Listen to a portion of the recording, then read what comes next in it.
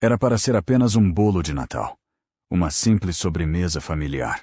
Mas dentro daquela massa havia arsênico suficiente para matar. 3 pessoas morreram, e poucos dias depois, a principal suspeita foi encontrada morta dentro da própria cela. Em 23 de dezembro de 2024, uma confraternização familiar na véspera de Natal, em Torres, no litoral do Rio Grande do Sul, transformou-se em tragédia. Um bolo natalino, preparado com farinha contaminada por arsênio, matou 3 pessoas. Mas esse era apenas o começo de uma trama macabra. Investigações posteriores revelaram que mais vidas haviam sido ceifadas silenciosamente. Por trás desse crime, Deise Moura dos Anjos, nora da família. E o que parecia uma celebração virou um caso de assassinato premeditado. Deise dos Anjos era casada com Diego dos Anjos desde 2001, filho de Paulo e Zélie. No entanto, a vida familiar nunca foi tranquila. A relação entre Deise e os demais membros da família dos Anjos era marcada por tensões constantes, desentendimentos e um clima de convivência difícil que, com o tempo, só se intensificou. O casal teve um filho, o que inicialmente reforçou a esperança de uma vida familiar mais estável. Porém, mesmo com a chegada da criança, os conflitos dentro da casa continuaram presentes, revelando que a tensão entre Deise e a família dos Anjos ia muito além das responsabilidades da maternidade. Zélie Terezinha da Silva dos Anjos e o marido, Paulo Luiz, viviam uma vida simples perto de Canoas, até que as enchentes de 2024 destruíram tudo. Sem saída, o casal deixou para trás anos de história e buscou um novo começo em Arroio do Sal, no litoral. Enquanto isso, em Nova Santa Rita, a nora Deise Moura dos Anjos vivia com o marido, Diego. Mas por trás da rotina aparentemente comum, existia uma relação pesada, quase sufocante, entre Deise e a sogra. As investigações revelaram que esse conflito não começou ontem. Havia um rastro de mágoas, discussões antigas e brigas envolvendo dinheiro que nunca foram superadas, apenas guardadas, como uma bomba relógio prestes a explodir.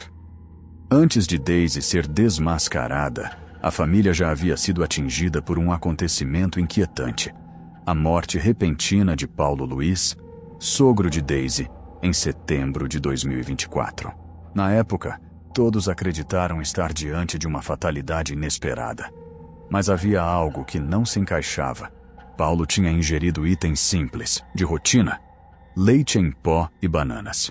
Só que, conforme apontou a investigação mais tarde, esses alimentos teriam sido entregues diretamente por Deise. Um detalhe que, inicialmente, passou despercebido, mas que se tornaria crucial no caso. O que parecia apenas um luto familiar começava a revelar sinais de algo muito mais sombrio. No dia 23 de dezembro de 2024, Zélie preparou o tradicional bolo natalino para a celebração familiar. 6 pessoas comeram o bolo. Logo após, alguns começaram a passar mal. As autoridades inicialmente pensaram em intoxicação alimentar. Mas quando 2 pessoas morreram ainda naquela noite, e uma delas no dia seguinte, a equipe médica começou a suspeitar do pior. Exames laboratoriais não demoraram. Sangue e urina das vítimas apresentaram altos níveis de arsênio. O arsênio é um dos venenos mais perigosos que existem. Sem cor, sem cheiro e sem gosto. É justamente isso que o tornou tão usado em crimes. Quando entra no corpo, ele destrói tudo por dentro. Causa dor forte no estômago, vômitos, diarreia, queda de pressão e pode matar em poucas horas. E foi exatamente esse tipo de veneno que, segundo as investigações, Deise Moura teria usado para envenenar a própria família. Um veneno silencioso, difícil de perceber e mortal. As vítimas fatais foram Maida Berenice Flores da Silva, de 58 anos, irmã de Zélie. Neuza Denise Silva dos Anjos, de 65 anos, também irmã de Zélie. Tatiana Denise Silva dos Anjos, de 43 anos, filha de Neuza e sobrinha de Zélie. Além disso, O sogro Paulo já havia morrido por envenenamento, conforme revelado pelas perícias. Algumas outras pessoas sobreviveram. Zélie foi internada, assim como um menino de 10 anos, filho de Tatiana, e Jefferson, marido de Maida. O delegado responsável pelo caso ordenou a exumação dos corpos para confirmar as suspeitas de envenenamento. Foi descoberto que a farinha usada no bolo tinha 2.700 vezes mais arsênio do que seria normal para a contaminação ambiental. No corpo de uma das vítimas, Tatiana, a concentração de arsênio era 11.000 vezes maior do que o esperado para um envenenamento acidental.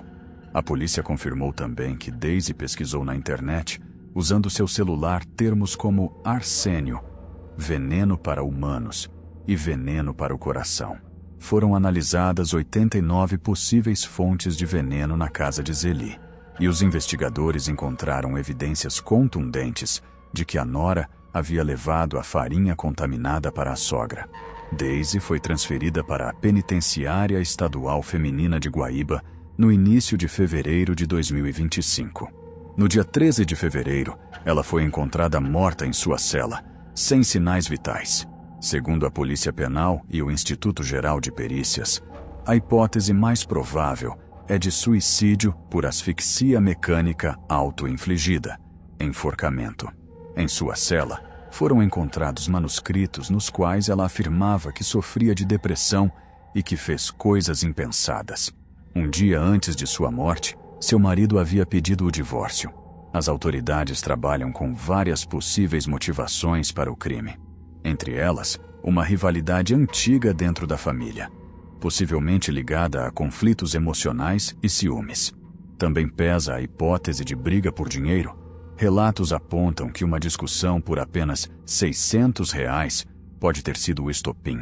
Há ainda a possibilidade de desequilíbrio psicológico, sugerida por conversas e atitudes atribuídas a Daisy. E existem teorias ainda mais sombrias.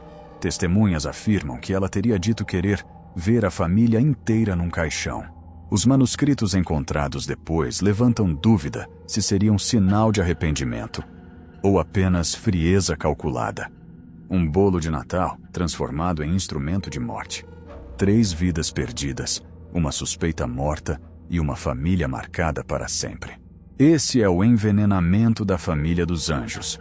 Um caso que mostra o quão sombria pode ser a convivência familiar. E que nos lembra, nem todo presente é inocente.